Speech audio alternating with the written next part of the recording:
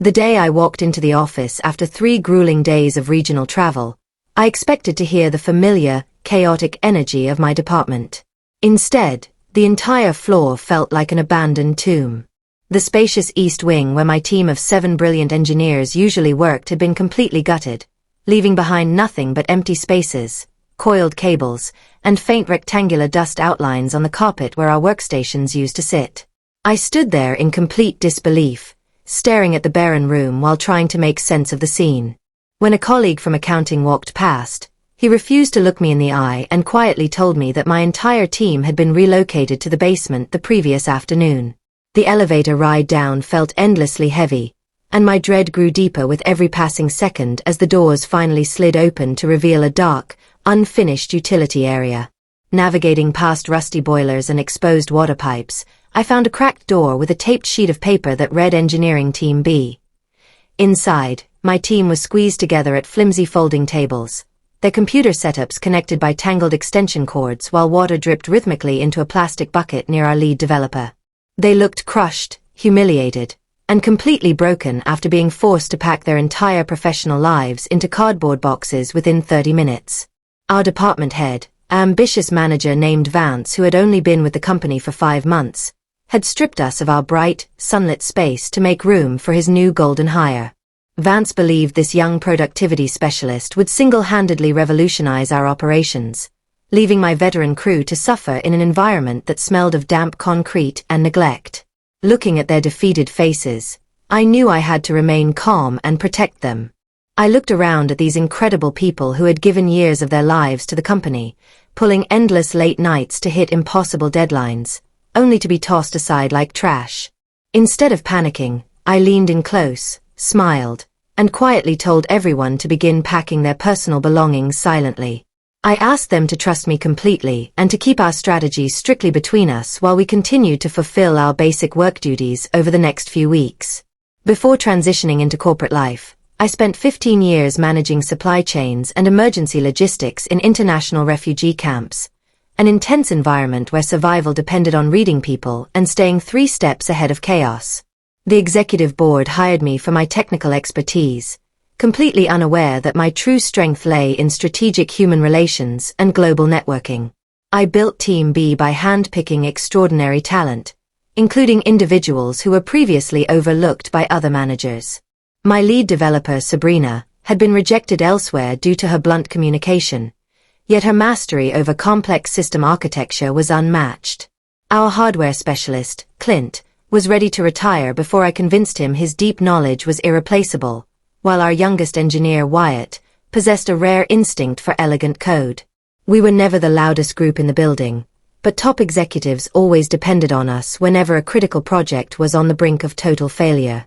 For 2 long weeks in that dismal basement, my team suffered through extreme temperature swings, blinding overhead fluorescent lights, and intermittent internet signals. Yet, they followed my precise instructions without complaint, quietly organizing internal archives, finishing documentation, and securing our core code bases while I quietly reached out to my vast network of former industry colleagues. They trusted my leadership implicitly, even though they did not yet understand the master plan taking shape behind the scenes. When our CEO, Evelyn, asked me to present our team accomplishments at an upcoming board meeting, hope briefly flickered among my engineers. However, on the morning of the presentation, Vance intercepted me in the stairwell with a smirk, claiming the board only wanted to hear about future transformation from his new specialist. He sent me back down to the basement, but later that afternoon, word leaked out that the specialist had failed spectacularly when faced with basic technical questions. Panicking over his favored hire failing so publicly, Vance came down to our subterranean workspace offering to move us to a slightly better secondary area on the main floor. My team felt insulted by the minor gesture, but I accepted his news graciously while silently keeping our true timeline moving forward. 2 days later, I arranged for a prominent board member from a rival tech firm, a close personal friend named Taryn, to visit our headquarters.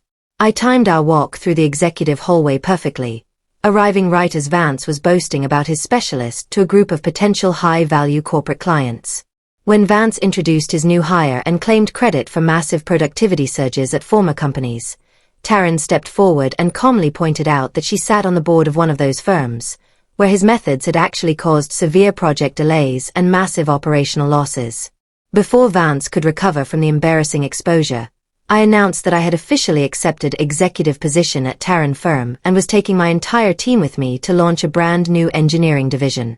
Vance flew into a panic, accusing me of unethical behavior and promising salary matches.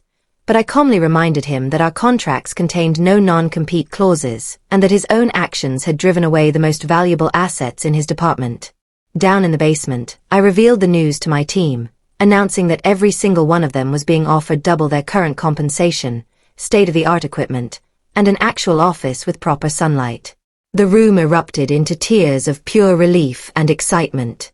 I explained that while Vance thought he was punishing us, I had been quietly documenting every management failure and negotiating our collective future with competing firms to ensure we would never be mistreated again. The next morning, CEO Evelyn summoned me to her top-floor office for a private meeting, bypassing Vance entirely. She acknowledged our team's exceptional track record and admitted that Vance had manipulated internal politics to secure his position.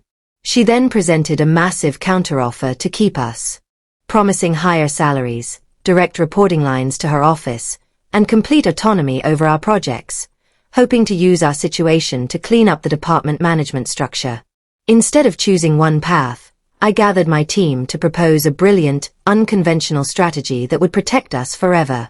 We decided to split our force strategically, for engineers would accept the CEO offer to reshape internal operations, while 3 would join Taryn Company. By maintaining close cross-company collaboration and positioning myself as an independent strategic consultant for both sides, we guaranteed that no single executive would ever hold complete leverage over our careers again. At the final board meeting, my team and I presented a devastating, data-driven report that exposed the true financial risks of Vance's management style alongside our new collaborative framework. The board approved our restructuring plan on the spot and promptly terminated Vance and his specialist. True career victory is not about destroying those who undervalue you, but about building an unshakable system where your worth can never be diminished again.